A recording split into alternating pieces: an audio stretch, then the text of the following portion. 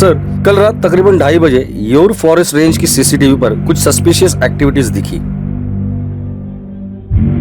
उनके हाथ में हथियार देखकर हम लोग तुरंत अलर्ट हो गए सर, और तुरंत वहां टीम लेकर पहुंच गए। सर, हम लोगों ने बहुत चेस किया, पता नहीं जंगल में कहीं गायब हो गए। जंगल में गायब हो गए क्योंकि जंगल से आए थे। जंगल के एक एक पेड़, एक एक पत्ते से वाकिफ है।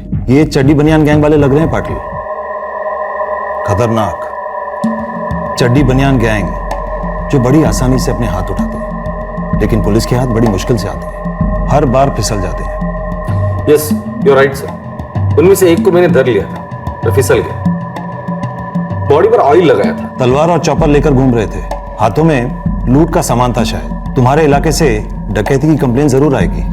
तुरंत कार्रवाई करो पाटिल। चड्डी बनियान गैंग वाले शहर में आते ही हमले शुरू करते हैं। दूसरे किसी घर में हमला करे इससे पहले धर लो सालों को। डोंट वरी सर, हम उन्हें दोबारा स्ट्राइक करने नहीं देंगे। संभल के।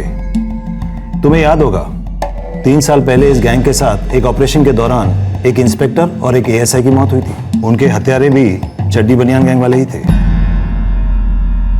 एक मुजरिम के लिए जुर्म एक राह होती है किसी मंजिल तक पहुंचने की, लेकिन कुछ मुजरिम ऐसे होते हैं जिनके लिए जुर्म कहीं पहुंचने की नहीं बल्कि जीने की राह होती है। इस गैंग के लिए जुर्म कोई शॉर्टकट नहीं, पेशा नहीं, बल्कि पीढ़ियों से चली आ रही एक विरासत थी। 1999 में पहली बार इस रहस्यमय और रस्मों से घिरे गिरोह ने महाराष्ट्र के बड़े शहरों को आतंक के अंधेरे में घेर लिया था।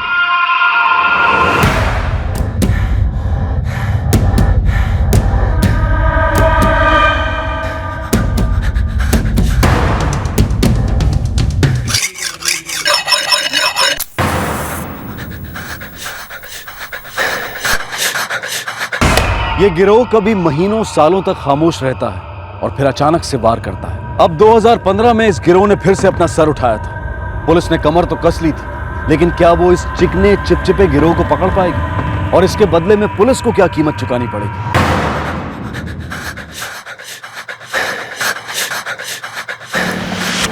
सर, ये चड्डी बनियान गैंग के कुछ केस रिकॉर्ड्स हैं।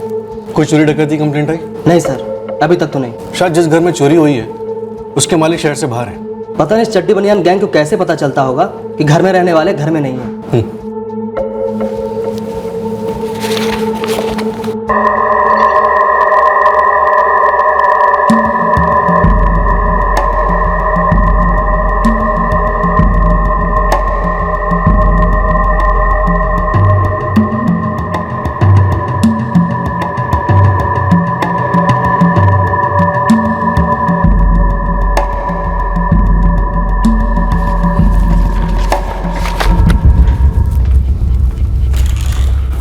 कोई नई कंप्लेंट आई? नहीं सर, मैं चड्डी बनियान गैंग के कुछ खास केसेस के बारे में पढ़ रहा था जो यहाँ रजिस्टर्ड है। पिछले 2 साल से इनकी कोई एक्टिविटी नहीं हुई। ये लोग कुछ टाइम के लिए शांत बैठते, फिर अचानक से अटैक करते। यही इनका मोडस ऑपरेंडी है। अगर ये लोग चड्डी बनियान गैंग के लोग हैं तो एक काम करो, सारे खबरियों को काम पे लगा दो। सर, मैंने मोंटी खबरी को बुलवाया, वो जरूर कुछ ना कुछ निकलवाएगा। पूरे एरिया में पेट्रोलिंग डबल कर दो। जितने भी सस्पेक्ट है, हो सकता है इस गैंग की खबरी हो, सबको राउंड अप करो और एक एक को तोड़ो। दूसरा अटैक नहीं होना चाहिए।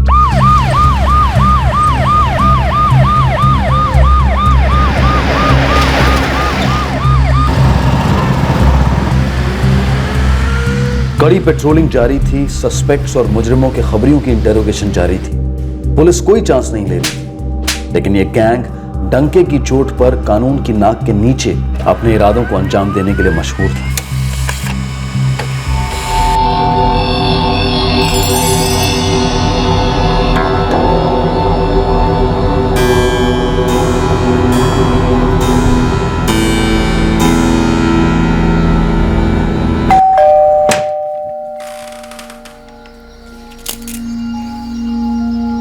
टाइम पर आ गए आप। हाँ, पूरे 28 घंटे बाद। लीजिए। यार, ये बीपीओ की जो नौकरी है ना, पक्का तुम्हारी सौदा। ऐसा मत बोलिए, मैंने कुछ कहा क्या आपसे?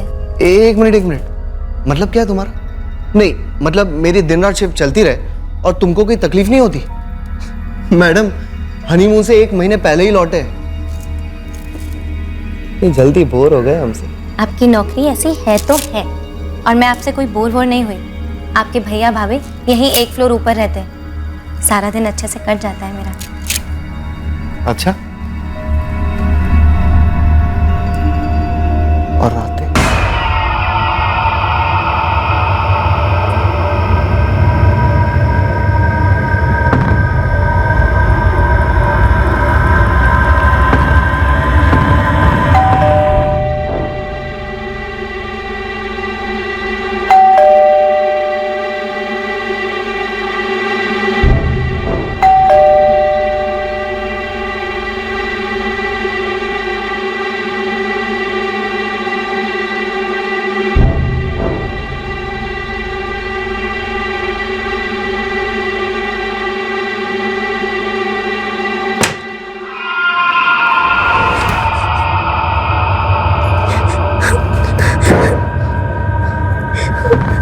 रिलैक्स, वो लोग चले जाएंगे, कुछ नहीं होगा। मैं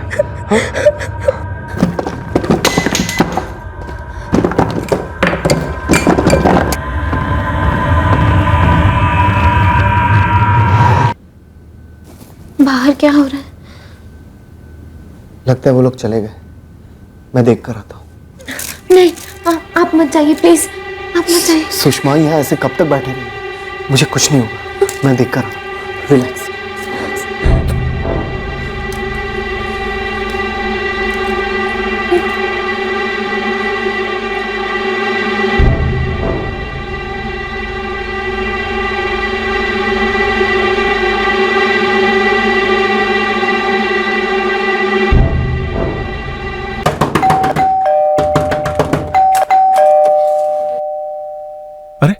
क्या हुआ लोकेश? भैया घर में चोर आए थे, सब कुछ लूट के चले गए।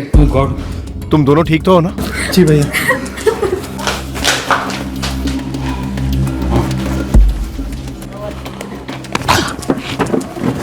ड्यूटी के टाइम पे सो रहा है? हाँ? क्या हुआ साहब? सोसाइटी में चोरी हो गई और हमने कुछ नहीं किया साहब, माफ कर दीजिए। कौन? तू घोड़े बेच कर सो रहा था या उन चोरों के हाथ खुद को बेच दिया था? नहीं साहब, मैं अपने बच्चों की कसम खाता हूँ, बस मेरी आंख लग गई थी साहब। आंख लग गई थी? आंख लग गई थी? आंख लग गई थी? साहब मैं इस चोरी में शामिल नहीं हूँ साहब, बस हमारी आंख लग जाती है। मेरे भाई लोकेश और सुषमा ने बताया कि 5 लोग थे सर, और सोसाइटी का वॉचमैन कन्हैया एक नंबर का इडियट है। मैं 4 साल से सेक्रेटरी हूँ, तब से सोसाइटी कमेटी मीटिंग में बोलता रहा हूँ कि चेंज करो इसे, ये ड्यूटी पर सोता रहता है, लेकिन कोई सुने तब ना। इतने सालों में आपकी सोसाइटी ने एक ढंग की सिक्योरिटी या सीसीटीवी में पैसा इन्वेस्ट करना जरूरी नहीं समझा। क्या करें सर, रेसिडेंट्स के एनुअल जनरल मीटिंग में जब भी सीसीटीवी की बात करते हैं तो रेसिडेंट साफ मना कर देते हैं, और जब इस तरह के इंसिडेंट्स होते हैं तो लोग मैनेजिंग कमेटी को ब्लेम करते हैं। सर कुल मिलाकर 9,75,000 की ज्वेलरी, 3 लाख कैश और 70,000 के 2 मोबाइल गए, और बाकी सारी चीजें और सब कुछ मिलाकर 1-8 लाख रुपए और। रात को 3 बजे आपके घर की डोर बेल बजती है, आप लोग बिना चेक किए कैसे खोल सकते हो? नहीं सर, मैंने आई हॉल में से देखा था, बहुत अंधेरा था और इनके बड़े भाई और भाभी भी यहीं ऊपर रहते हैं, मुझे लगा वही आए होंगे कुछ इमरजेंसी में। वो लोग आपस में एक दूसरे को किसी नाम से बुला रहे थे? जी नहीं।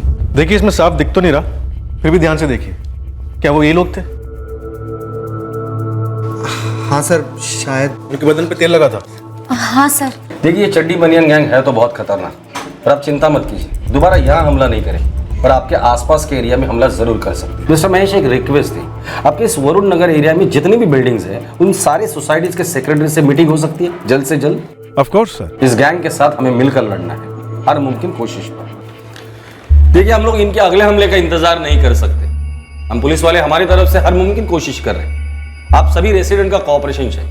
जी बिल्कुल सर, बस आप ये बताएं कि हमसे क्या एक्सपेक्टेड है। सबसे पहले आप लोग अपने सोसाइटीज में ढंग का सीसीटीवी लगवाएं, और सिर्फ आउटडोर पे नहीं, हर फ्लोर पे लगाएं। उसके बाद आप जिस सिक्योरिटी एजेंसी से वॉचमैन को बुलाते हैं उस सिक्योरिटी गार्ड को हमारे साथ रजिस्टर करवाएं। उतना ही, काम वाली बाई आती है या ड्राइवर आते हैं, जो भी आपके सोसाइटीज में आते हैं उन सभी को हमारे साथ रजिस्टर करें और उनका बैकग्राउंड चेक करें। सर सोसाइटी में तो कितने लोग आते जाते हैं, इलेक्ट्रिशियन, सेल्समैन, किराने वाले के डिलीवरी बॉयज, पूरी दुनिया आती जाती है। जी बिल्कुल सही कहा सर आपने, लेकिन एक छोटी सी बात तो हम कर सकते हैं, दरवाजा खोलने से पहले आई होल से देखें, सेफ्टी चेन लगाने के बाद दरवाजा खोलें, और प्राइवेट सीसीटीवीज भी लगा सकते हैं सिक्योरिटी के लिए, वो भी अच्छा रहता है। सर ये चड्डी बनियान गैंग वाले कितने खतरनाक है? बहुत ही खतरनाक, लेकिन ये खतरनाक तभी हो सकते हैं अगर हम उन्हें होने देंगे तो।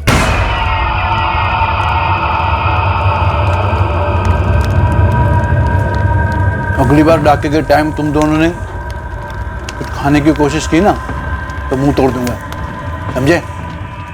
दादा, अगला डाका कब डालेंगे? जब बुलावा आएगा।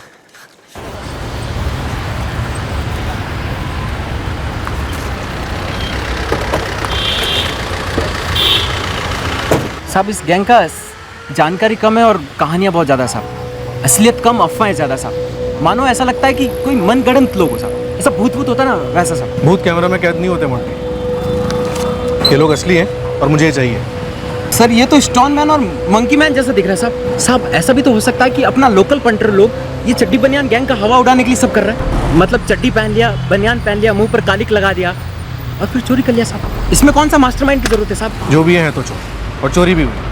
9 लाख के आसपास के गहने उड़ाए। मैं जौहरिया से शुरुआत करता हूँ साहब। चोरी का मामला है और चोरी का माल गर्म रहता साहब, हाथ में रखना डेंजर रहता साहब। इनके हाथों में तेल लगा और मुंह पे घूमते, हाथ लग भी गए तो मुंह नहीं खोलते। बहुत भाईचारा इन लोगों की बरादरी। सर, अब तक कोई ठोस जानकारी नहीं मिल पाई और ये भी पक्का पता नहीं चला है कि ये चड्डी बनियान गैंग का काम है कि नहीं।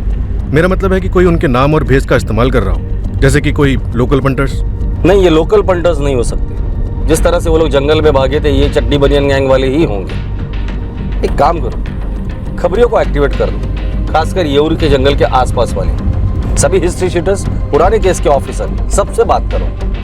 इनके ऊपर जो राज की चादर है उसका पर्दाफाश तो हमें करना ही है राउत। खौफ मुजरिम का सबसे बड़ा हथियार होता है और ढाल भी। पब्लिक के लिए जुर्म से ज्यादा तकलीफदेह होता है होने वाले जुर्म का इंतजार, और पुलिस के लिए सबसे बड़ा चैलेंज होता है जुर्म होने के पहले ही उसे रोकना। चड्डी बनियान गैंग 2 सफल चोरियां कर चुका था। पुलिस ने उन तक पहुंचने के लिए उसे एक सुराग के लिए सैकड़ों तरीके अपनाए। सीसीटीवीज की तादाद बढ़ाई गई और सर्वेलेंस 24 घंटे होने लगी। इलाके की सभी बिल्डिंग्स में रातों को सिक्योरिटी बढ़ाई गई। पुलिस दिन में भी गश्त लगाने लगी। खबरियों पर प्रेशर डाला गया। कम से कम 150 लोगों की इंटेरोगेशन हुई और पूरे शहर की पुलिस के साथ सिर्फ इस केस के लिए एक मोबाइल चैट ग्रुप भी बनाया गया। एक तरह से पुलिस एक संदेशा भेज रही थी इस खतरनाक गिरोह को कि अगर तुमने फिर से वार करने की कोशिश की तो वो तुम्हारी जिंदगी की आखिरी डकैती होगी और वो भी नाकाम रहेगी। ऐसा लगने लगा कि इस गिरोह को संदेशा पहुंच चुका था। उस दिन के बाद पूरे 3 महीने तक इस गैंग की चोरी का कोई केस सामने नहीं आया। लेकिन खौफ के अंधेरे में चड्डी बनियान गैंग अपने अगले शिकार के लिए बड़ी चालाकी से घात लगाए बैठा था।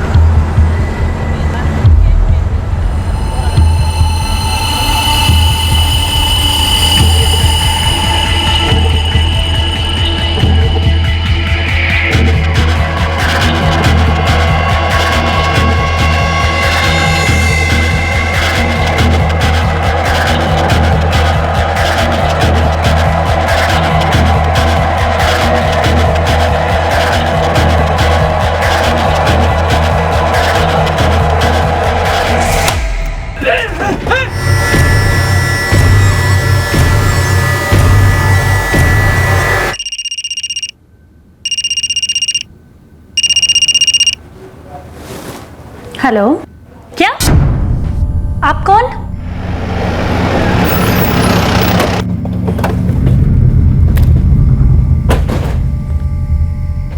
आपने फोन किया था? यस सर, मैंने फोन किया था। कशिश सिंह। मैं प्रेम राठौड़, सेक्रेटरी। आपने कुछ छुआ तो नहीं? नहीं सर, सिर्फ अंदर आकर देखा। रमनाथ, इस वॉचमैन का स्टेटमेंट ले लो। आप मेरे साथ चलिए, आप यहीं रुकिए।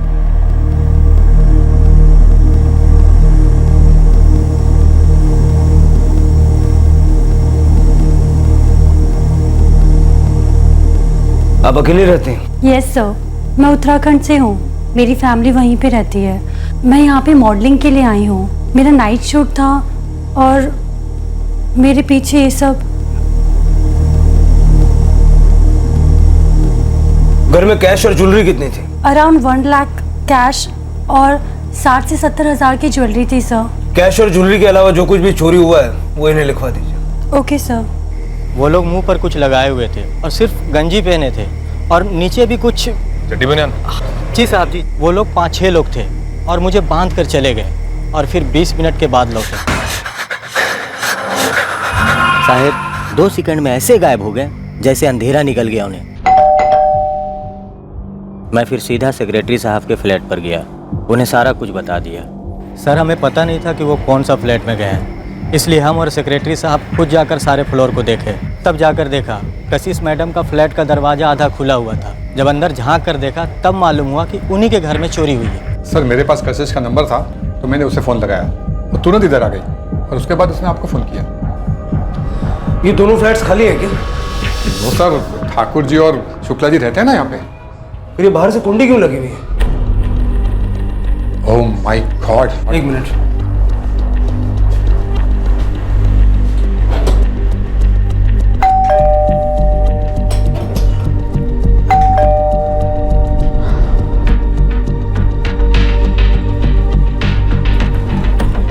क्या हुआ प्रेम जी? कशिश के घर में चोरी हुई है। क्या? हमने तो कुछ भी सुना नहीं। आप इन्हें सारी डिटेल्स बाद में बताइएगा। फिलहाल मुझे सीसीटीवी फुटेज चाहिए, बाहर के गेट का और इस फ्लोर का, तुरंत। ये वॉचमैन जिग्नेश को बांध दिया और ये यहां से बाहर निकले। ये दरवाजे का ताला तोड़ दिया और फिर 20 मिनट बाद बाहर आते। ये तीनों भाग गए और 2 वॉचमैन के केबिन की तरफ गए। फिर वॉचमैन निकलता है और सेक्रेटरी को बताने जाता है। पाटिल साहब चड्डी बनियान गैंग है, कोई शक नहीं।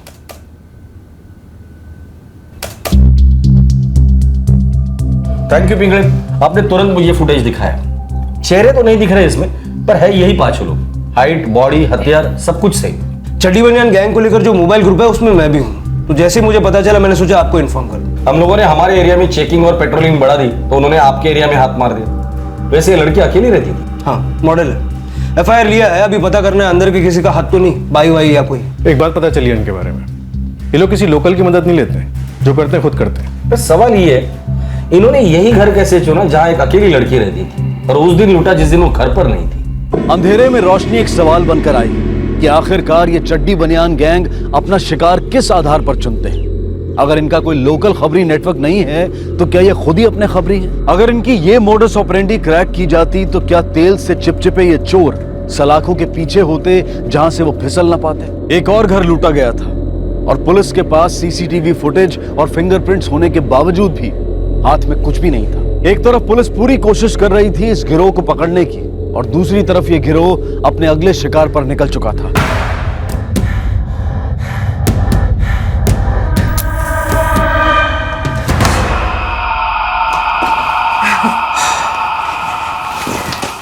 चलो प्यारे। अरे बस बस दिख रहा, पगे नथी लाखू, अपना ख्याल रखना। अरे बस बस बस बेटा। मम्मी पापा, मैं फिर से कह रही हूँ आप लोगों को, प्लीज रुक जाइए। और पापा इंसिडेंट की टेंशन क्यों कर रहे हैं? केतन ले आएंगे ना। हाँ पापा, ये तो सही कह रही है, आप लोग रुक जाइए ना। देखिए वैसे ही 12 बज गए, घर पहुंचते पहुंचते आप लोगों को 1 बज जाएंगे। काहे का 1 बेटा, आधे घंटे में टच हो जाएंगे, रोड भी खाली मिलेगा और रामबाग से सीधा सीधा निकल जाएंगे। हम लोग दोबारा आएंगे ना वापस। जय श्री कृष्ण। जय श्री कृष्ण। जय श्री कृष्ण। माता ना नीचे छोड़ के आता हूँ आप लोग। हाँ चलो ठीक है, चल ख्याल रखना।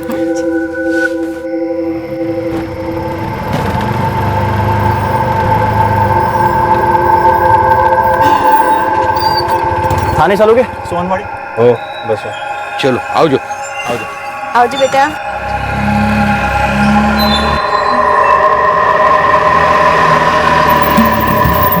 भैया रामबाग से ले लेना। इधर से लंबा गिरेगा अंकल, इधर हाईवे से लेता है ना मैं। कोई लंबा नहीं गिरेगा, हमको रामबाग से ही जाना है। अरे अंकल, उधर का रास्ता खराब है। कुछ खराब नहीं है, जैसा बोला वैसा ले लो।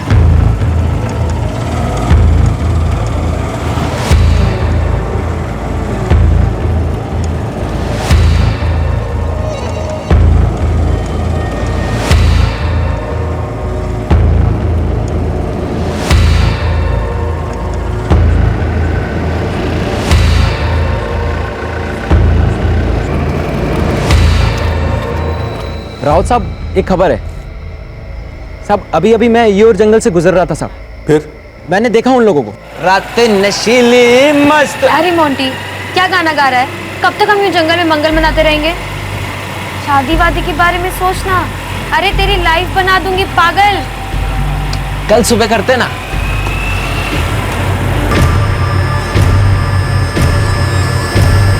भाग मोंटी, मोंटी चल, जल्दी चल मोंटी, मोंटी जल्दी चल। साहब वो नहीं पता आ रहे थे जा रहे थे, लेकिन पक्के वो चड्डी बनियान गैंग वाले थे। हाँ साहब, नहीं उनके मुंह पर कालिक पुत रखा था और सब पत्थर भी फेंक रहे थे।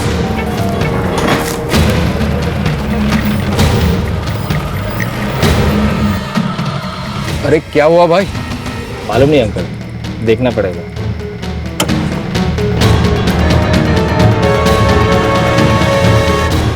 સાંભળો, તમે કેતનને ફોન કરો।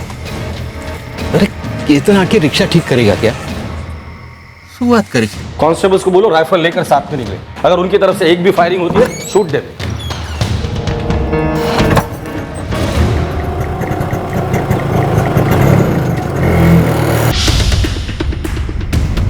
राउत, बाकी पुलिस टीम को भी बोल देना येऊर की तरफ आने जाने वाला हर रास्ता इनसाइड रोड पे भी पेट्रोलिंग करे। Okay sir. लो अंकल, पहुंच गए सोनवाड़ी। अभी किधर लेने का है? सीधा चलते रहो, आगे से राइट है, पंकज कॉलोनी। બહુ મોડું થઈ ગયું, 1:30 बज रहे। मुझे क्या बोल रही हो? इसकी रिक्शा बंद पड़ गई ना। अरे अंकल, जानबूझ के थोड़ी ना रिक्शा बंद किया है, होता है कभी कभी। वैसे भी आपको दूसरा रिक्शा नहीं मिला ना।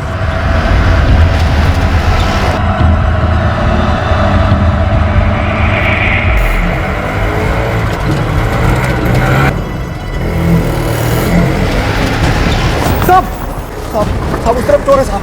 साहब उनके हाथ में चाकू बंदूक है, वो चड्डी बनियान वाले हैं साहब। साहब जल्दी चलिए। बचाओ, कोई है? जल्दी से हॉस्पिटल लेकर जाओ इन्हें। राउत, ये लोग सोनवाड़ी एरिया में, जल्दी आ जाओ, जंगल की तरफ भागे ये लोग। एक वृद्ध जोड़े को लूटकर उन्हें घायल कर चड्डी बनियान गैंग फिर एक बार फरार हो गया था।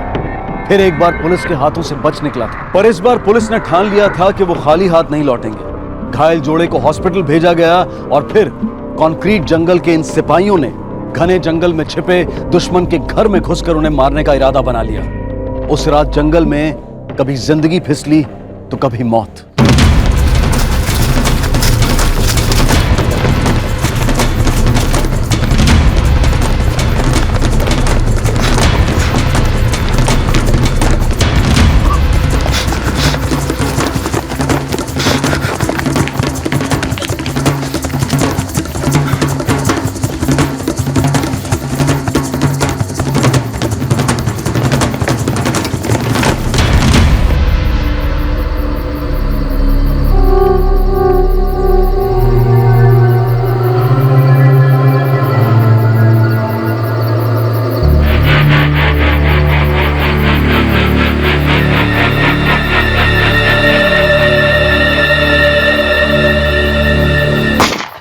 नीचे झुको।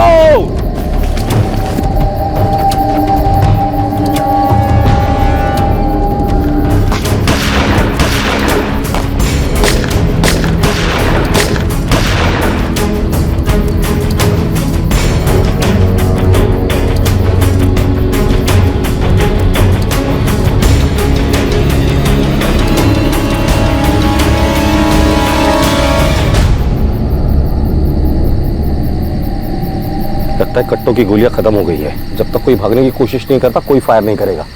Sir,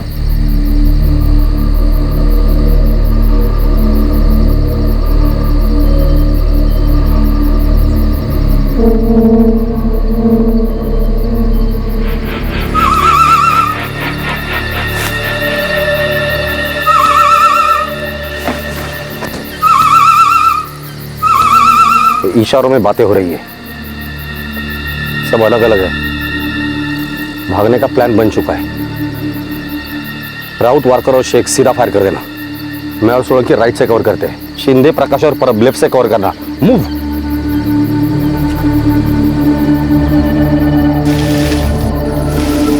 fire!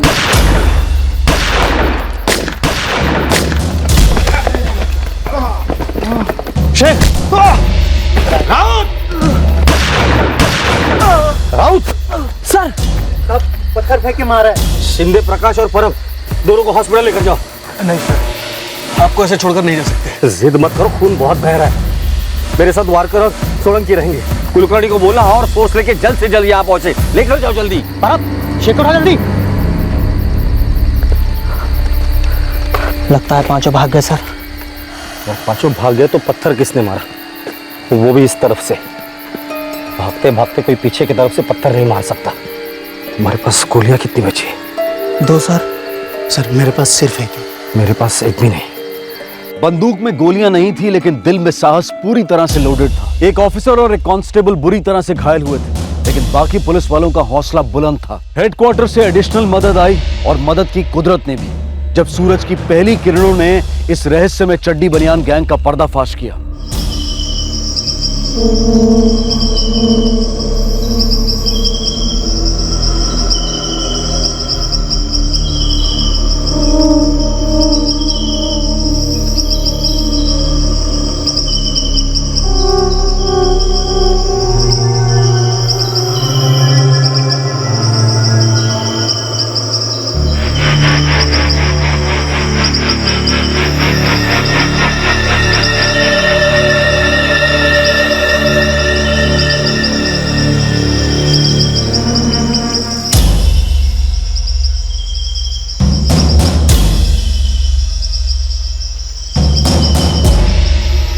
पहले इनके थोबड़े धोते हैं, फिर इन्हें धोते हैं तबीयत से। नाम? दिलीप सुरवे। नाम? अनिल सुरवे। तेरा नाम क्या है? एकनाथ भोईर। बाकी के 2 लोग कौन थे?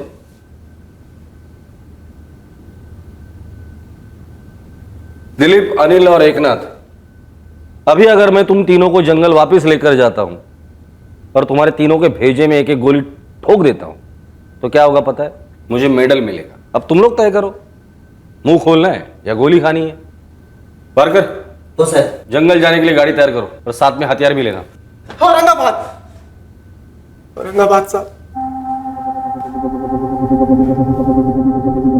साले तू मेरा सगा भाई है क्या? माँ से पूछना पड़ेगा।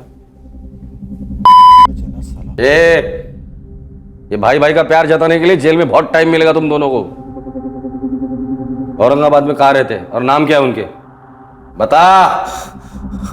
बक्सोली गांव, औरंगाबाद। नाम है रत्न शिंदे और राजाराम शिंदे। वर्कर, अनिल को लेकर जाना और एड्रेस लिखवा लेना।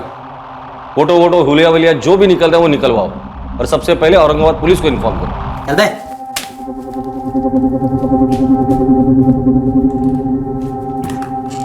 दिलीप और एकनाथ, तुम लोगों की कहानी में मुझे कोई दिलचस्पी नहीं है क्योंकि तुम्हारा काम ही बहुत कुछ बोलता है। पर एक बात मुझे जाननी है, जिस घर में चोरी करते हो उस घर की खबर तुम लोगों को देता कौन है?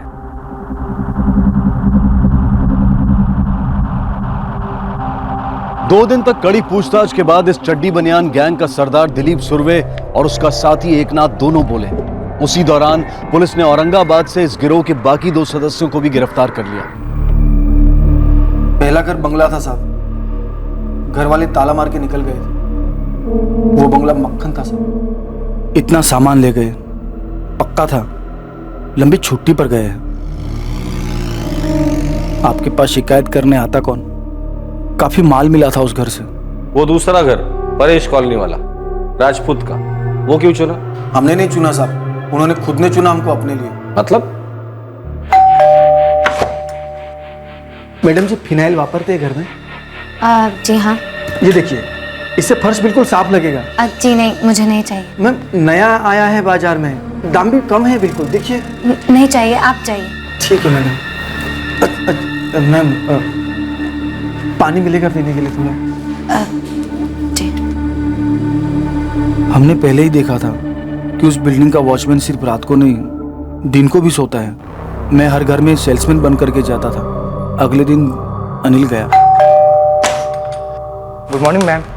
जी मैडम, आपके घर में कंप्यूटर है? जी हाँ। तब तो आप ये पेन ड्राइव भी यूज़ करते होंगे? जी नहीं, मैं कंप्यूटर यूज़ नहीं करती, मेरे हस्बैंड यूज़ करते हैं। मैम, ये 16 GB का है, 400 रुपये में, और आज ऑफर है इस पर। जी, मेरे हस्बैंड अभी घर पे नहीं है, वो लेट आते हैं। अच्छा, ये कैलकुलेटर ले लीजिए, घर में बच्चे होंगे ना, उनके पढ़ाई में स्कूल में काम आएगा। वो मैडम ने बातों बातों में मुझे बता दिया था कि घर पर पति पत्नी के अलावा और कोई नहीं रहता, और हमने उस रात हमला कर दिया। उसके बाद 3 महीने कहाँ गायब थे? औरंगाबाद। शहरों में सिर्फ हम अपने काम के लिए आते हैं, यहाँ की भीड़ भाड़ वाली जिंदगी अपने को रास नहीं आती साहब। वो मॉडल कशिश, उसको कैसे निशाना बनाए? कान साफ कराएंगे भाई साहब? अबे दिखता नहीं है, ड्यूटी पर हूँ। अरे आप अपनी ड्यूटी करते रहिए, मैं अपना काम करता रहूंगा। कोई नहीं आसपास देखने वाला, किसी को पता भी नहीं चलेगा। चल इधर आ जा, साइड में बैठ जा। कई दिनों से मैं उस मैडम पर नजर रखे हुए था। सुबह शाम 2 बार दौड़ लगाती। सुना था टीवी वीवी में भी आती है। सोचा वॉचमैन से थोड़ी जानकारी निकाल लूं, तब खुद उस मैडम ने ही जानकारी दे दी। वॉचमैन, मेरे फ्लैट का टैप लीक हो रहा है, किसी प्लम्बर को अभी भेज दो। प्लम्बर तो 10 बजे के बाद आएगा मैडम जी। लेकिन मेरी तो शूटिंग है 9:30 के बाद। कोई तो होगा ना घर पे मैडम जी। ना मैं तो अकेली रहती हूँ, मुझे प्लम्बर अभी चाहिए। बोलना, मैं 100 रुपया ज्यादा दे दूंगी। मैं फोन करता हूँ प्लम्बर को। हाँ। वैसे आपका फ्लैट नंबर कितना है मैडम जी? 6B403, चौथा माला। जल्दी भेज दो। हाँ भेजता हूँ। घरों पर डाके डालने से हटकर उस बुढ़े कपल को लूटने की क्यों सोचे? वो सोच के नहीं किया था सर। तो उस बिल्डिंग में हमने 2 फ्लैट देखे थे, पर उस बिल्डिंग में हम लोग घुस नहीं पाए। आप लोगों ने इतनी फील्डिंग जो जमा करके रखी थी।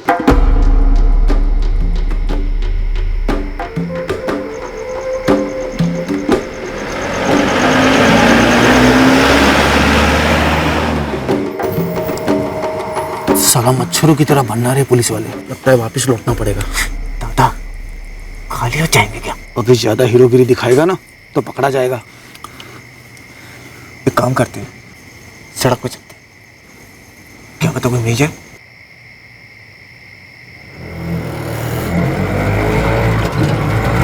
लगता है ऊपर वाले ने तेरी अर्जी सुन ली। देख क्या हलवा तोहफा भेजा है हमारे लिए।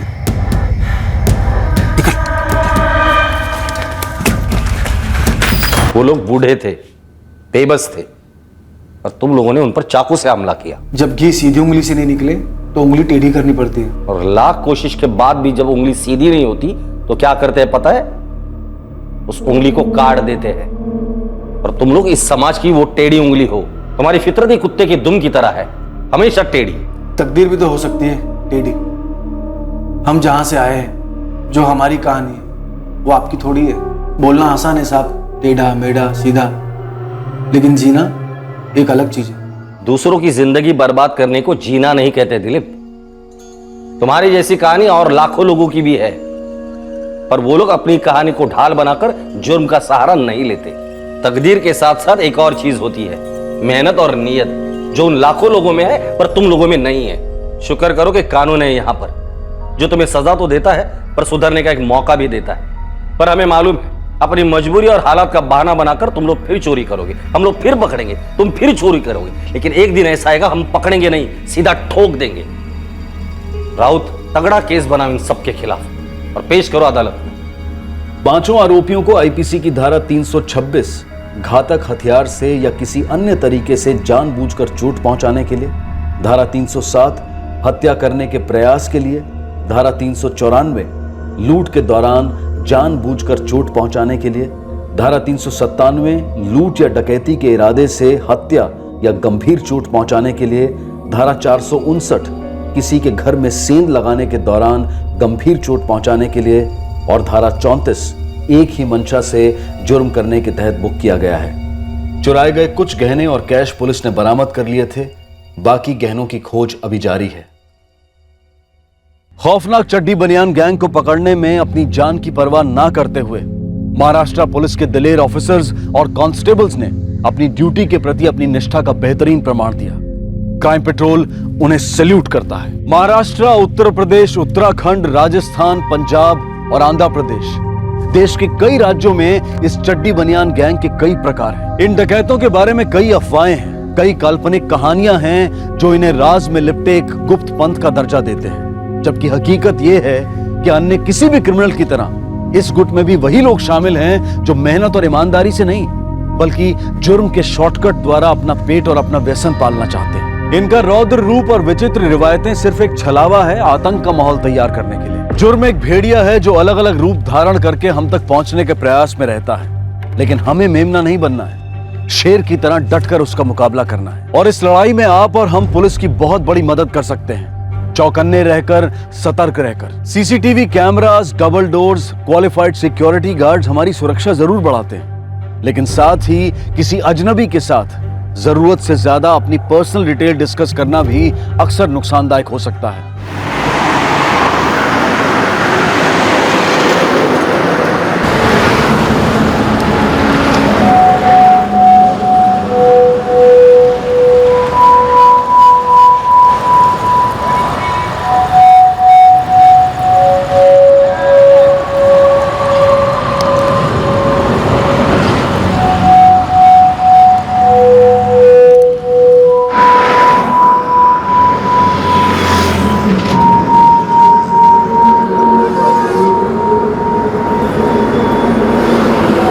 भाई चले।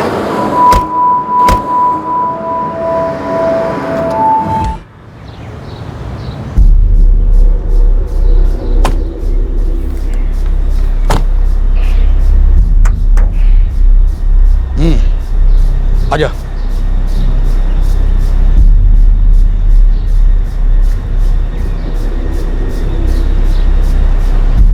ये ले तेरा पूरा 3 पेटी। देख बिल्कुल सही कीमत दे रहा हूं, पूरे बाजार में तेरे को इससे ज्यादा कोई नहीं देगा। और फिर तू तो जानता ही है कि एक मैं ही हूं जो चोरी की गाड़ियों को खरीदने बेचने का काम करता हूं। ये ले, पुलिस को भनक तक नहीं लगेगी।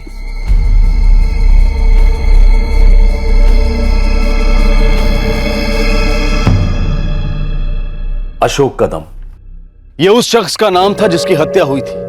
लाश के पास से बरामद हुए ड्राइविंग लाइसेंस से मृतक की पहचान हुई। अशोक कदम के घर में उसकी मौत की खबर सुनकर मातम छा गया।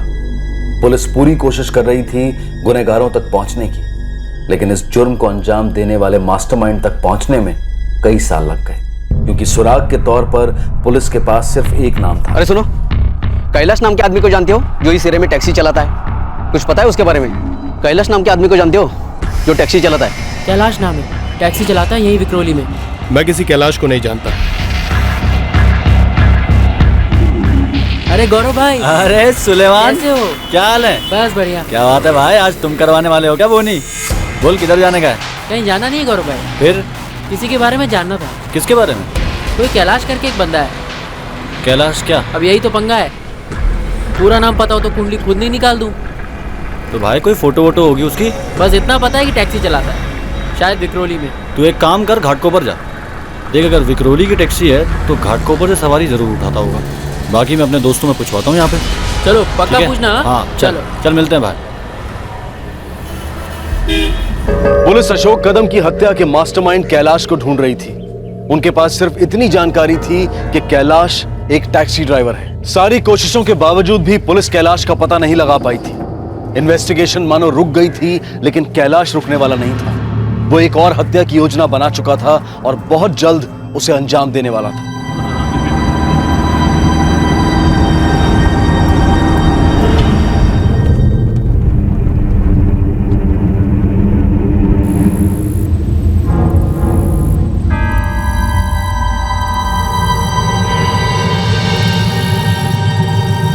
और कितनी देर लगेगी? मरने वाले का नाम पुष्कर पटेल था। उम्र 45 साल। लाश काफी सड़ चुकी थी, लेकिन फिर भी मृतक की बीवी और बेटे ने उसकी पहचान कर ली। पुष्कर पटेल का केस एक्सीडेंटल डेथ करार देकर बंद कर दिया गया, जबकि उसकी हत्या हुई थी। इन दोनों की मौत सन 2011 में हुई थी, वो भी 1 महीने के अंतराल में। अगले 4 सालों तक इन दोनों की हत्या की गुत्थी सुलझ नहीं पाई, लेकिन 2015 में इस जुर्म की सच्चाई सामने आई और जरिया बना खुद एक जुर्म, एक ऐसा जुर्म जिसकी योजना अभी बुनी जा रही थी।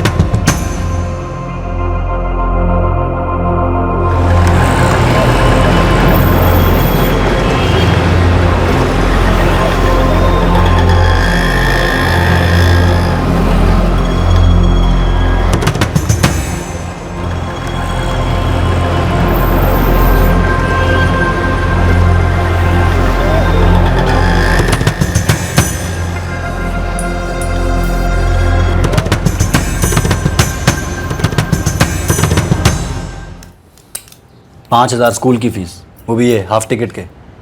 इतना तो अपना खोली का भाड़ा नहीं है। बस हाँ गौरव, बहुत बहाने बना लिए तुमने। कब से बोल रही हूँ मैं, 4 साल का हो गया अपना महेश। आजकल 2-2.5 साल के बच्चे स्कूल जा रहे हैं, कब जाएगा अपना महेश? मेरे को कुछ नहीं पता। इस साल मेरे को महेश का एडमिशन स्कूल में करवाने का है बस। हाँ ठीक है, हो जाएगा। हाँ तो ठीक है, अगले महीने स्कूल की तो बोला ना हो जाएगा। काय को सवेरे सवेरे कान पे हॉर्न बजाती है, सुबह होते ही दिमाग पे हथौड़े मारने शुरू कर देती है।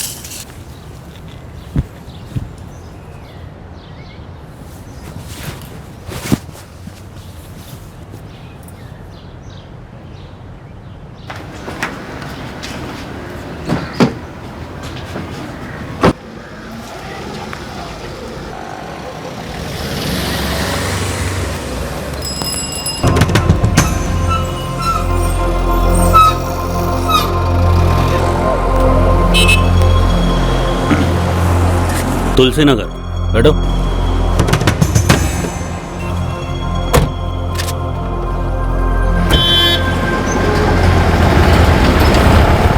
जल्दबाजी करना ठीक नहीं। मुझे लगता है एक बार फिर से जगह दिखानी चाहिए।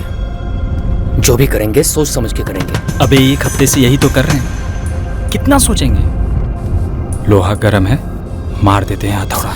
राम जी, तुम इतने उतावले क्यों रहते हो? और तुम इतने डरे हुए क्यों रहते हो यार? डरता नहीं हूं मैं, पर जब बात लाखों की आती है तो अबे घबरे, जब देखो झगड़ते रहते हो मियाँ बीवी की तरह। ऐसे ही झगड़ते रहे तो हो गया काम। सुरेश भाऊ, ये राजू 1 नंबर का फट्टू है। मैं तो कहता हूँ इसको रहने दो, इस काम के लिए हम दोनों ही काफी हैं। ए राम जी, तू जास्ती उड़ मत, समझा ना? कहाँ फंस गया हूँ मैं। एक तो साइट पे कॉन्ट्रैक्टर साला पैसे काट काट के देता है, और यहाँ तुम, इतना अच्छा मौका हाथ आया और तुम लोग मुहूर्त देख के बैठे हो। सच में मौके पे चौका मारना आता ही नहीं है तुम लोगों को। ए तू जितना उतावला होगा ना उतना विकेट तेरा जल्दी गिरेगा। थोड़ा सब्र रख, समझा? ए भाई दोस्त, तू लगा ना गाना बना यार। क्या यार?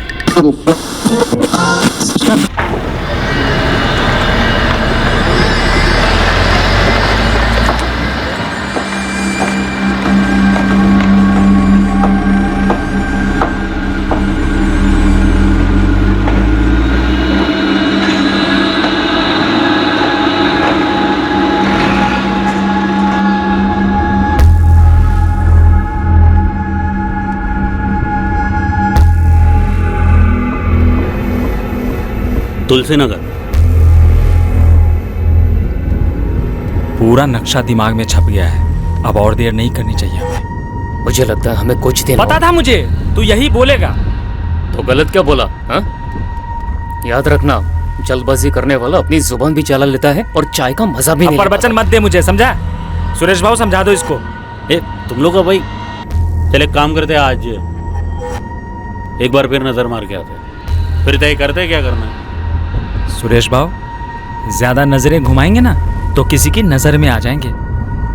मेरी मानो, किसी को हम पे शक हो उसके पहले काम करते और चुपचाप सुमड़ी में निकल लेते हैं। तू हर वक्त घोड़े पर सवार क्यों रहता है राम जी? हाँ?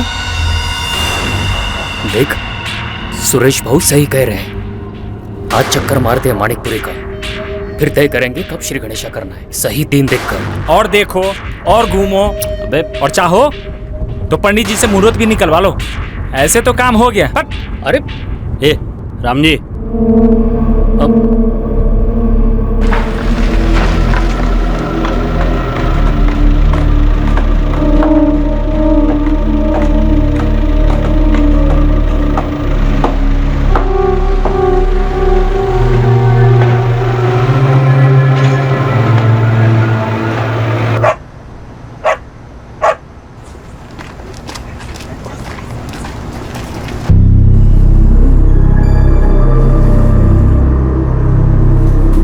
रात को कहाँ जा रहे हो? है कुछ काम। सीधे बोलो ना, दारू पीने जा रहे हो। बच्चे की स्कूल फीस भरने के लिए पैसे। तेरी ना बहुत मचमच हो रही है अभी। तेरे को एक बार बोला ना मैंने, बंदोबस्त हो जाएगा, तो फिर काय को एक ही रिकॉर्ड बजाती रहती है तू। कब होगा? हाँ? अगले महीने से फीस है। तेरे को मैंने बोल दिया ना, हो जाएगा बंदोबस्त, सो जा चुपचाप।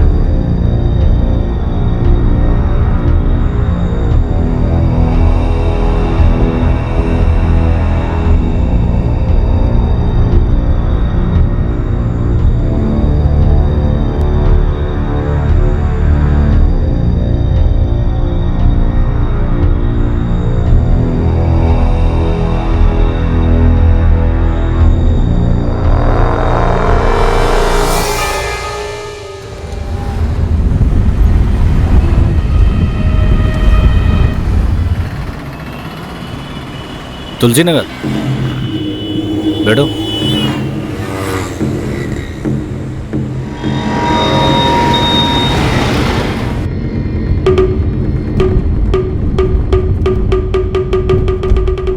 रोज का जाने का है तो भाड़ा बांध लो, बोलोगे तो रात में भी आ जाऊंगा।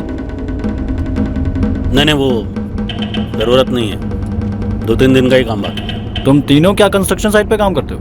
हाँ वो कारीगर है हम लोग। अच्छा। मैं बिजली का काम करता हूँ और ये दोनों मिस्त्री का। तीनों एक ही गांव से हो? कौन से गांव से? बस भाई अब तो मुंबई के होके रह गए भाई। हाँ लेकिन मुंबई जैसी जगह में रहना और खाना आसान तो है नहीं, मुश्किल तो होती होगी।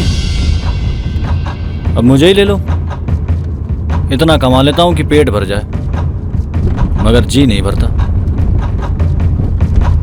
तुम लोगों को नहीं लगता ऐसा?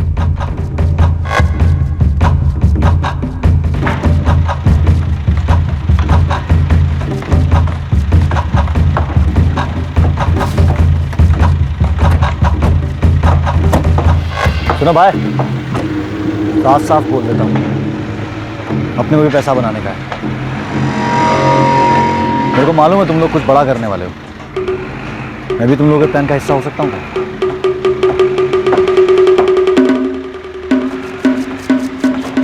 एक जुर्म की योजना आकार ले रही थी और इस होने वाले जुर्म का 4 साल पहले हुई 2 हत्याओं से एक अजीब कनेक्शन जुड़ने वाला था। 4 साल पहले हुए अपराधों का खुलासा बहुत अजीबोगरीब ढंग से होने वाला था।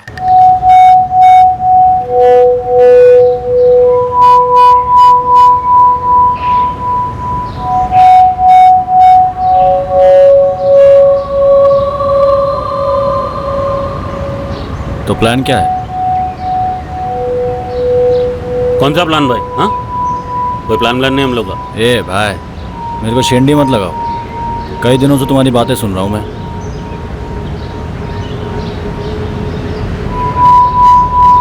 ऐसे मत देखो यार, देखो मुझसे डरने की जरूरत नहीं है, मैं भी बिल्कुल तुम्हारे जैसा हूँ। देखो अपने को भी पैसा बनाने का, साथ में काम करते हैं, यकीन मानो बहुत काम का आदमी हूँ मैं। ठीक हो भाई? सच बोलो, तुम खबरी हो ना? यार मैं खबरी लग रहा है क्या शक्ल से? हैं?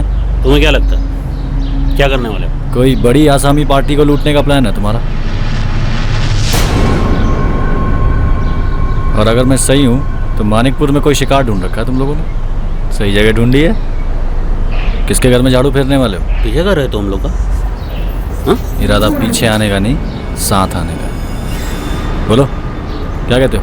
बोला था ना मैंने, ज्यादा नजर मारने के चक्कर में हम पे किसी की नजर पड़ेगी और करो मुआयना, सब इस राजू की गलती। अबे चुप चुप। देखे हीरो, तूने ना कुछ ज्यादा ही सोच लिया, समझा ना? हम ऐसा कुछ करने वाला नहीं है। भाऊ देखो, ये सबसे मेरा कोई वास्ता नहीं है ना, तुम मजदूर आदमी हो, मेरा नाम मत देना पुलिस को। ये सब इन दोनों का प्लान है। साला गिरगिट, मालूम था मेरे को पहले से कि कोई भी मुसीबत आएगी तो सबसे पहले तू ही पलटी मारेगा साला। वे गप्पा सा चायला ये देख भाई, तेरे से ना कुछ एकदम सॉलिड मिस्टेक हो गया। हम लोग मजदूर आदमी हैं, कोई प्लान नहीं हम लोग का। अरे भाई तुम लोग यार फालतू में घबरा रहे हो यार। भाई मैं कोई खबरी नहीं हूँ भाई, कसम खा के कहता हूँ, अपना पुलिस से कोई लेना देना नहीं है। सच्ची बोल रहा हूँ, तुम्हारे बहुत काम आ सकता हूँ मैं, साथ में काम करते हैं। क्या काम आ सकते हो तुम हमारे? पहले प्लान बताओ अपना, फिर बताता हूँ किस तरह काम आ सकता हूँ।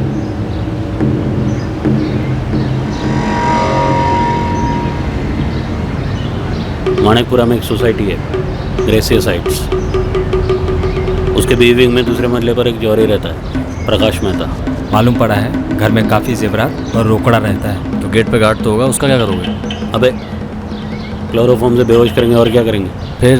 फिर क्या, घंटी बजाएंगे तो दरवाज़ा खुलेगा और कान के नीचे 2 बजाएंगे तो तिजोरी का ताला। बोलना बहुत आसान है, करना बहुत मुश्किल है। किसी ने कोई हरकत करी तो चाकू की नोक गर्दन पे पड़ेगी ना तो सांस भी पूछे बगैर नहीं लेगा। घर में कितने लोग हैं कुछ पता है? नहीं।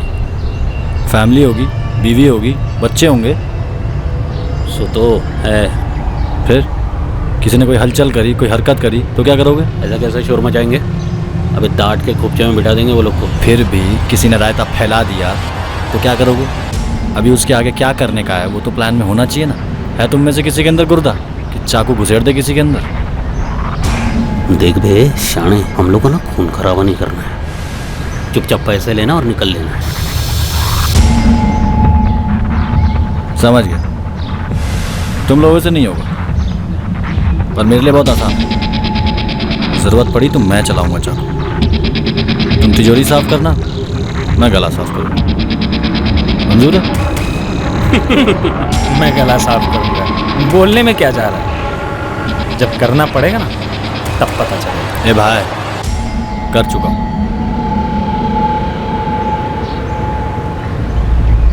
सही बोल रहा है क्या? मतलब टपकाया क्या किसी को तूने?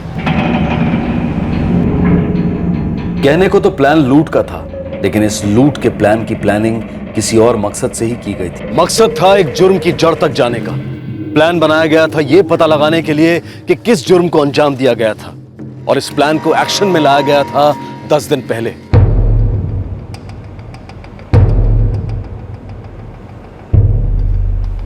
ठीक 10 दिन पहले Mumbai crime branch unit B को अपने एक भरोसेमंद खबरी से इंफॉर्मेशन मिली थी। बोलो करीम, सुबह सुबह घंटी बजे मतलब बड़ी खबर होगी। साहब खबर तो बड़ी है, लेकिन थोड़ी कच्ची पक्की है। खबर सुना दे, पकाने का काम हम लोग कर लेंगे। एक टैक्सी वाला है, सुनने में आया है साले ने 2 गाड़ियां बेची थी 4 साल पहले। अबे 4 साल पहले चोरी की गाड़ी बेची थी, ये तेरी बड़ी खबर है? साहब गाड़ी के साथ साथ गाड़ी वाले को भी टपका दिया था उसने। मर्डर किया था? किसका? ये तो पता नहीं चला साहब, पर साला बहुत फुदक रहा था अपने फंडर के सामने। कल रात को बार में मिला था अपने फंडर को।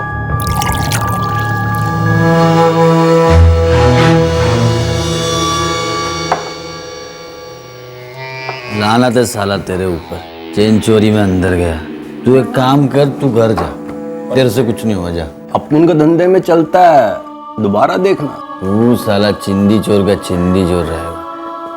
ए काली, अपनी बात ध्यान से सुन, देख ये छोटे मोटे लफड़े में हाथ डाल के ना कुछ नहीं हो, साला खाली हिस्ट्री शीटर बन के रह जाएगा, समझा?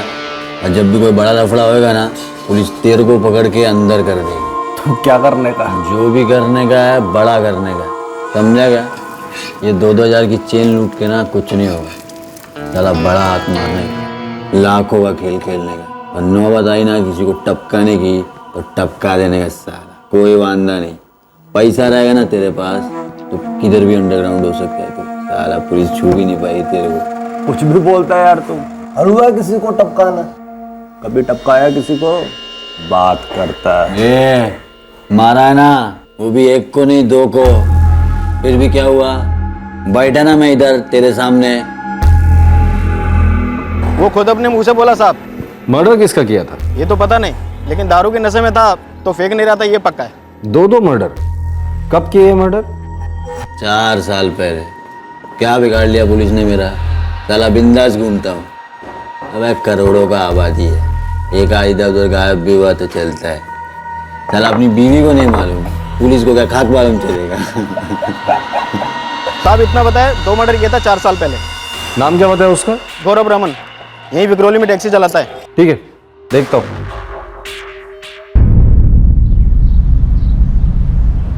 अगर बड़ा हाथ मारना है तो बड़े से बड़े खतरे के लिए तैयार रहना पड़ेगा, जान से भी मारना पड़े तो भी।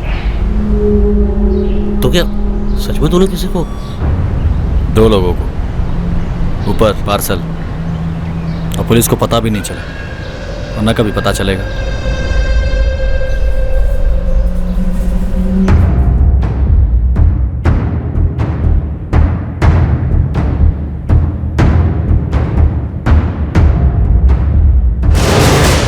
गौरव रमन नाम है टैक्सी वाले का। ये रही उसकी हिस्ट्री। मारपीट लड़ाई झगड़े में 3-4 बार अंदर आ चुका है। अब पता चला कि उसने 2 मर्डर भी किए। हिम्मत इतनी बढ़ गई है कि बिना डरे सबको ढोल बजा के सुना रहा है कि पुलिस उसे छू भी नहीं पाई। इस गौरव को उठा भी नहीं सकते सर, कोई सबूत तो है नहीं उसके खिलाफ। बात को भी 4 साल हो गए, और जो इतना उछल रहा है तो जरूर मोटी चमड़ी का होगा, आसानी से मुंह भी नहीं खुलेगा। सर किसका मर्डर किया था इसने, किस एरिया का केस था, कुछ पता है? कुछ भी नहीं पता सर। गौरव समझता है कि इसने पुलिस को 2 बार चकमा दे दिया तो वो कभी पकड़ा नहीं जाएगा, इसकी गलतफहमी दूर करनी पड़ेगी। हाँ, और कैसे? सर क्यों ना इस बार हम उसे चकमा दे, फंसाते उसे। चूहे को अगर पिंजरे में बंद करना है तो रोटी दिखलानी पड़ती है। ललचाना पड़ता है। कोई भी अपराधी जुर्म की खुशबू दूर से सूंघ लेता है। प्लान बनाओ, इसे लगना चाहिए कि कोई तगड़ा कांड होने जा रहा है और इसे अच्छे पैसे मिलने वाले। एक बार इसे भनक लग जाएगी ना, फिर देखो चुंबक की तरह खींचा चला आएगा पिंजरे में।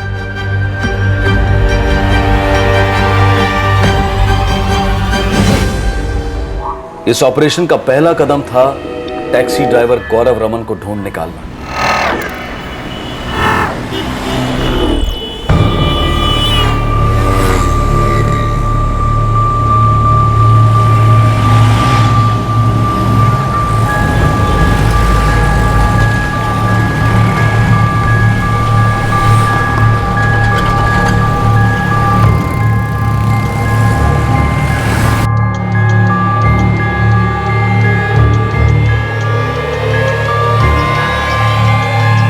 गौरव को लोकेट करने के बाद कुछ दिनों तक उसकी सारी मूवमेंट्स नोट की गई।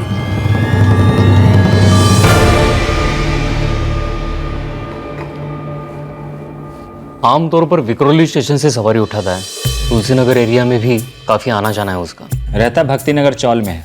बीवी का नाम सुनीता है, एक 4 साल का बेटा है महेश। सर तुलसी नगर एरिया में एक कंस्ट्रक्शन साइट है, मजदूर बन के सवार होते उसकी टैक्सी में।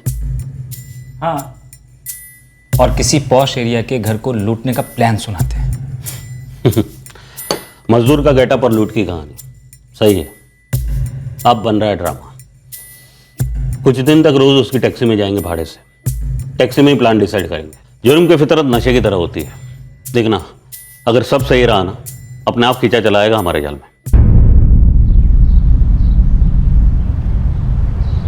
2 मर्डर किया और पुलिस ने कुछ नहीं किया तेरे को। चल कुछ भी। मुझे लगता है तो फेंकता है। हाँ, या फिर हमें फंसा रहा है। मुझे तो अब भी लगता है ये पक्का खबरी है, फालतू का स्टोरी सुना रहा है। अरे क्या यार, तुम लोग एक ही रट लगा के बैठे हुए हो यार। नहीं हो कोई खबरी में। चलो 1 मिनट के लिए मैंने तेरी बात मान ली। अब ये बता, तूने दोनों मर्डर अकेले कर दिए? नहीं, 2 साथी और थे मेरे, मगर बॉस में था। तो तू उनके पास क्यों नहीं जाता हाथ मारने? हमारे पास क्या है, इधर क्यों आया? क्योंकि वो साले बेवकूफ़ थे, चढ़ गए पुलिस के हत्थे, अभी सड़ रहे जेल में।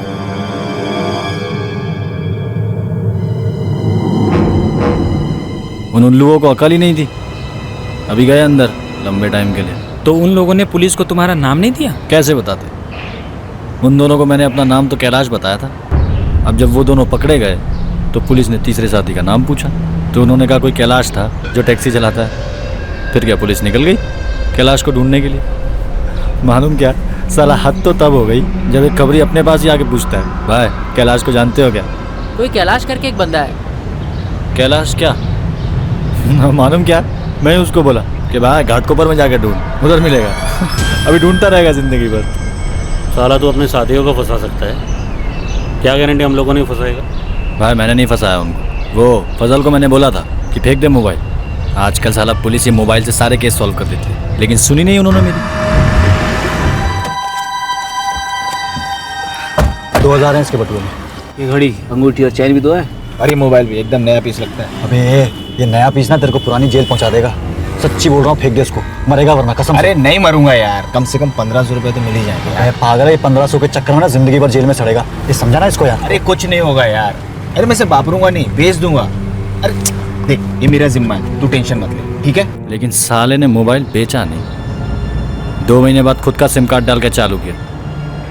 फिर क्या, पुलिस ने ट्रेस कर लिया मोबाइल, गया भी अंदर। अब ये मत कहना कि तू नहीं जानता अशोक कदम कौन है, क्योंकि जो हश्र तुम लोगों ने इसका किया था उससे भी बुरा करूंगा तेरा। मैं मानता हूँ साहब कि मैंने मोबाइल चुराया, लेकिन उसका खून मैंने नहीं किया साहब। माँ कसम मैंने नहीं किया साहब। अब सही गाना गा रहा है, बता और कौन था तेरे साथ? साहब वो अंकित यादव और कैलाश।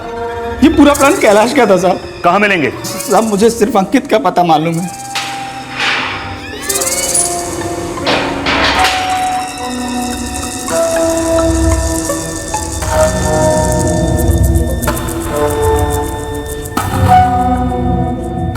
आज तक सड़ रहा जेल में और पुलिस ढूंढ रही है कैलाश को। अब कैलाश तो मिला नहीं, क्योंकि कैलाश तो कोई है ही नहीं। क्योंकि कैलाश तुम हो। वो था कौन? अपने को क्या मालूम कौन था, अपने लिए तो बकरा था। भूख लगी थी तो सामने आ गया, हलाल कर दिया। कब किया ये? 2011 में। मैं अंकित और फजल इगतपुरी गए थे ऐश मारने, मगर 2 दिन के अंदर सारा रोकड़ा खलास।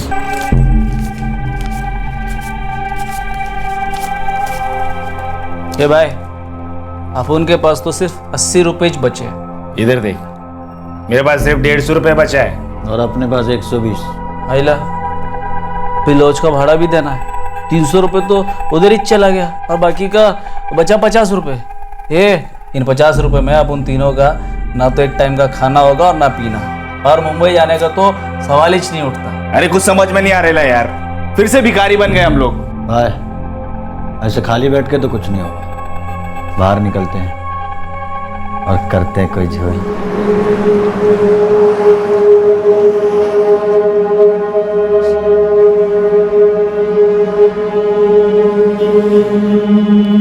अरे यार कैलाश, कब से पैदल चल रहे हैं यार, और कितना पैदल चलना पड़ेगा? क्या पैदल ही जाएंगे अपन मुंबई? यार देख, कुछ ना कुछ करना पड़ेगा। क्या? एक काम करते हैं, आगे को या तो एटीएम होगा या पेट्रोल पंप, वहाँ पर कोई ना कोई शिकार जरूर मिल जाएगा हमें। अबे येड़े, पागल है क्या तू? अबे उधर सिक्योरिटी मिलेगी, वो भी बंदूक के साथ, और वो सीसीटीवी कैमरा बात करता है। सुनो, एक काम करते हैं। क्या? किसी छोटे मोटे गल्ले को लूट लेते हैं, अबे कुछ तो पैसा मिलेगा। चलो चल। हम शिकार की तलाश में घूम रहे थे, तभी अचानक सामने से एक गाड़ी हमारी ओर आती दिखी।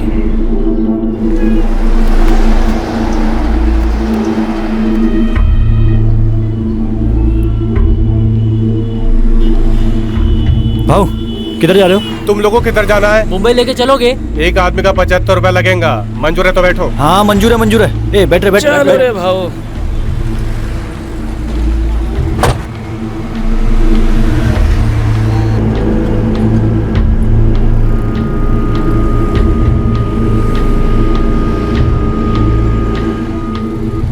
दिमाग में आया क्यों ना इस ड्राइवर और उसकी गाड़ी को ही लूट लेते हैं।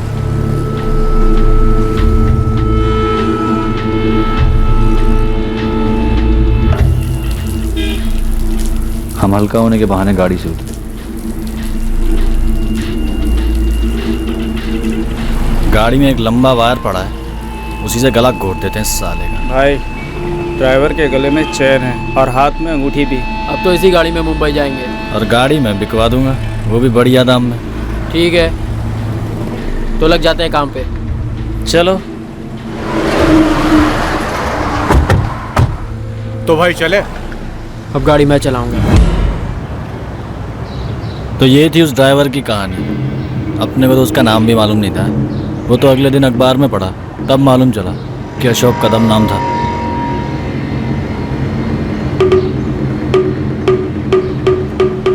चार साल हो गए और तुझे किसी ने छुआ भी नहीं। अब हुआ ना भरोसा मेरी बात का। भाई, मुझे तो पूरा भरोसा है इस पे।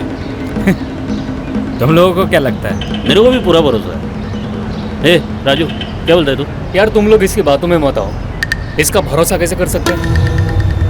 अरे यार तू मेरी बात समझने की कोशिश कर यार। तुम तीनों की तरह मेरे पास भी पैसों की कड़की चल रही है, इसलिए भाई मैं आया हूँ सामने से। तुम तीनों को मेरी ज़रूरत है और मुझे तुम्हारी, और सिर्फ मैं ही हूँ जो पुलिस को चकमा देने में माहिर हूँ। बोल।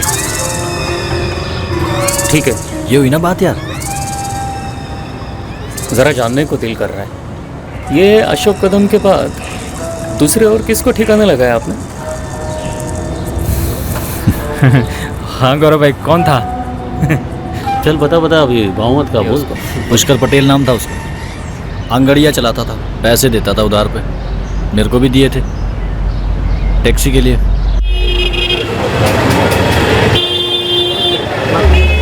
देख कैलाश, 6 महीने की बात हुई थी अपनी, आज 8 महीने हो गए, तूने एक किस्त भी नहीं लौटाई। पुष्कर सेठ, अभी धंधा जमा नहीं है ढंग से, थोड़ा सा वक्त और दे दो बस। तुम्हारा धंधा नहीं जमा, तुम्हारा नसीब है भाई, मेरा क्या कसूर है? तुमने कहा था 6 महीने में 6 लाख रुपए लौटा दूंगा, 6 रुपए नहीं दिए तुमने। मेरे पैसे नहीं मिले ना तो मैं पुलिस में रिपोर्ट करूंगा, टैक्सी उठा ले जाऊंगा तुम्हारी। पुष्कर सेठ, तुम ठंडे हो जाओ ना थोड़ा, काय को अपना बीपी बढ़ा रहे हो? 1 हफ्ते का तो वक्त मांग रहा हूँ खाली। ठीक है, लेकिन सिर्फ 1 हफ्ता, इससे आगे 1 दिन नहीं मिले। आप टेंशन मत लो, मिल जाएगा। अशोक कदम का गाड़ी बेच के 3 लाख आता है, जिसके 3 हिस्से हुए। अपने हिस्से आए 1 लाख। उधर घर में बीवी की किचकिच चालू थी, पैसों के वांदे हो गए थे। फिर क्या किया तूने? फजल को बुलाया, देख कैलाश, मैं तेरे साथ है, पर मेरे को क्या मिलेगा? पुष्कर सेठ बहुत बड़ा आदमी है, मैं उसको पैसा देने के बहाने बाहर बुलाऊंगा, ठीक है? वो अपनी गाड़ी लेके आएगा, अपन उसको मुंबई के बाहर लेके जाएंगे और किसी सुनसान जगह पे ले जाके टपका देंगे। अभी उसके पास से जो भी मिलेगा, पैसा, गाड़ी, अपन आधा आधा बांट लें। वैसे भी क्या, मैं खाली बैठा हूँ। अभी बता, करना कब है?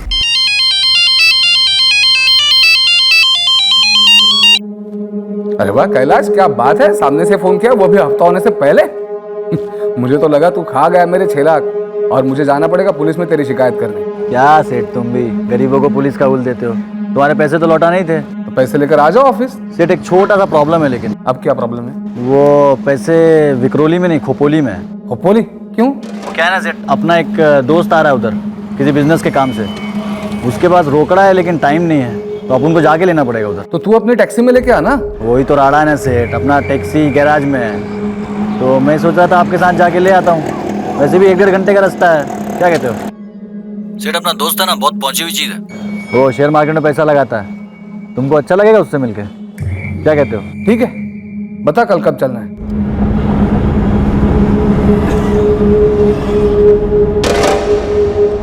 सेठ जी, वो आगे वाले नाके पे ना अपना एक दोस्त मिलेगा, उसको भी जाने का है खोपोली। क्यों? उसको मिलने का है ना अपने दोस्त को, शेयर मार्केट में पैसा लगाता है ना, ये आगे वाले नाके पे खड़ा होगा। देख, टैक्सी तू चलाता है, मैं नहीं। मैं क्यों लिफ्ट दूं किसी को? क्या सेठ जी, इसमें बुरा मानने वाली क्या बात है? मेरे दोस्त है अपना, अभी अपने साथ साथ उसका भी काम हो जाएगा ना।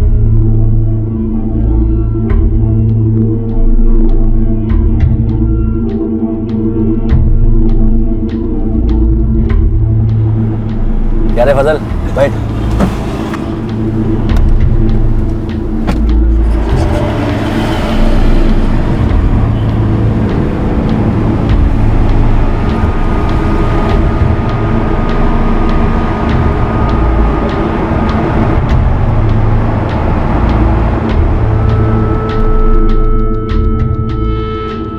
लो आ गया खोपोली। अब कहाँ जाना है? बरखा हिल पे ले लो सेठ जी, वही आने वाला है दोस्त अपना। बरखा हिल?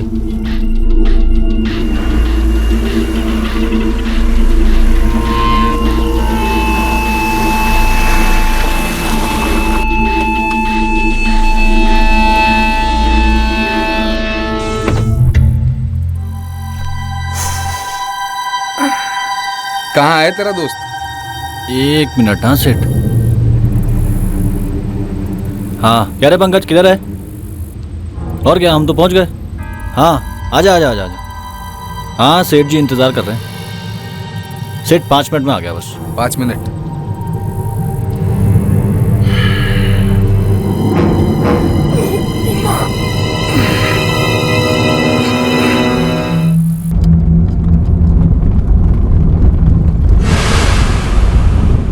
ये ले तेरा 1.5 पेटी। क्या बात है, आजकल तू हर महीने एक नई गाड़ी पे हाथ मार रहा है। आपकी मेहरबानी है गुरु भाई। अरे इकबाल, गाड़ी का नंबर प्लेट बदल सबसे पहले, और हाँ 2 बंदे लगा दे गाड़ी का पूरा हुलिया चेंज करने के लिए। पटेल की गाड़ी बेच के जो भी माल मिला हमने आधा आधा कर लिया। 4 साल हो गए, पुलिस को आज तक भनक नहीं लगी। लेकिन फजल तो अंदर है, उसने इस बारे में अगर बोलेगा तो डबल मर्डर का चार्ज लग जाएगा ना। और उसका वो दोस्त कैलाश, वो तो आज तक मिला ही नहीं पुलिस को। कैलाश तो भाई सारा बिल तो उसी के नाम पे फटेगा। गौरव मुझे ये बता कि दोनों खून तूने आसपास में ही किए था ना? हाँ, वो अशोक को 2011 के पहले महीने में टपकाया और वो पटेल को दूसरे महीने में पार्सल। साला 4 साल हो गया, पुलिस अपने 1 इंच भी पास नहीं आ पाई। चल बता, अपने बीच में फासला कितना है? मतलब डिस्टेंस रे, कितना है? क्या बोल रहा है सुरेश? अबे कोचू, तेरी गलत फहमी दूर कर रहा हूं। पुलिस तेरे बिल्कुल पास है और तेरी चारों तरफ। क्या हो क्या रहा है सब? चकमा जो आज तक तू कानून को देता आया और जो अब हमने तुझे दिया है। ये सुरेश नहीं रे, सब इंस्पेक्टर सुरेश कामड़े। गौरव रमन तेरा मीटर डाउन।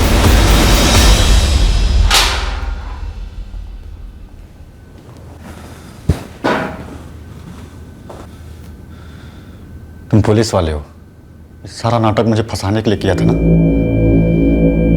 वो मानिकपुर का मुआयना, वो प्लान की बातें, सब झूठ था।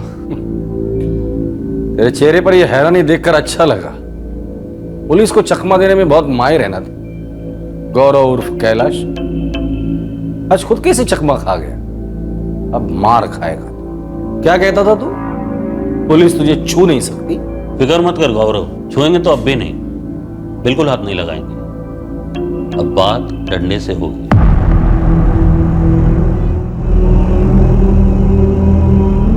गौरव रमन की पत्नी एक सीधी सादी औरत थी।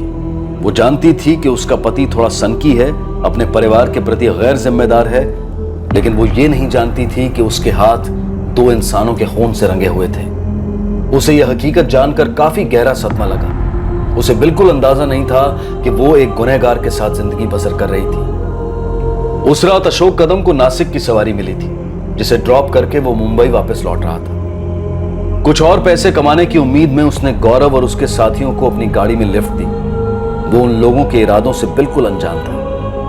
जब गौरव ने रास्ते से अपने दोस्त फजल को पिक करने की बात कही, तब एक पल के लिए यह बात पुष्कर पटेल को जरा खटकी थी। उसे हल्का सा शक हुआ था गौरव के इरादों पर। गौरव ने जब पैसे लेने के लिए खोपोली जाने की बात कही थी, तब भी पुष्कर को उस पर शक हुआ था, लेकिन अपने उधार दिए हुए पैसे वसूलने की चाह में पुष्कर ने गौरव के साथ खोपोली जाने की बात मान ली। अशोक कदम का परिवार जानता था कि अशोक की हत्या लूट के इरादे से हुई थी, और हत्या के मुख्य आरोपी गौरव की गिरफ्तारी से उन्हें आखिर वो तसल्ली, वो सुकून मिला जिनका उन्हें 4 सालों से इंतजार था। दूसरी ओर पुष्कर पटेल के केस में उसके परिवार को 4 साल बाद इस बात का पता चला कि पुष्कर की मौत एक्सीडेंट नहीं बल्कि हत्या थी। सच कहे तो जब उन्होंने हमें बताया कि उनका एक्सीडेंट हुआ है, तो हमें भी इस बात का विश्वास नहीं हुआ था। सर, हमने कई बार मांग की थी इस केस को री इन्वेस्टिगेट करने की, लेकिन ऐसा नहीं हुआ। देखिए, आपका शक बिल्कुल सही था। ना ही आपको पता था, ना ही पुष्कर जी के स्टाफ को पता था कि उस दिन वो खोपोली क्यों गए थे, और शक करने वाला कोई भी एंगल सामने नहीं आया था। इसलिए किसी ने ये नहीं सोचा कि उनके साथ ऐसा कुछ हुआ होगा। हमें इस बात का बेहद अफसोस है कि सच्चाई सामने आने में बहुत वक्त गुजर गया, पर अब गुनहगारों को हमने पकड़ लिया है और उनके गुनाहों की सजा उन्हें दिलवा कर ही रहेंगे।